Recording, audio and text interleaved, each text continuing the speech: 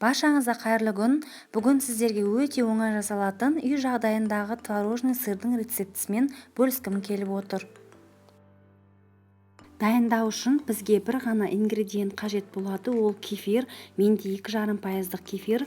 Оны алдын ала бір күн бұрын мұздатқышта мұздатып аламыз және кеңірек ыдысымызға ситамызды қойып, марлямызды 2-3 қабаттап төсейміз. Соның бетіне мұз болып тұрған кефирімізді осылай қоямыз. Бетін марлямен жауып, бөлме температурасына қалдырамыз. Шамамен 1 тәулік тұру керек. Сол кезде бүкіл сұйықтығы төмен жағына қарай ағады, ал творожный сырымыз бетінде қалады. Міне қараңыздар, 1 тәулік тұрды, сұйықтығының бәрі ақты. Яғни марлямыздың ішінде творожный сырымыз қалды. Оны бір ыдысқа салып аламыз. Бұл творожный сырдың дүкендегі творожный сырлардан ешқандай айырмашылығы жоқ.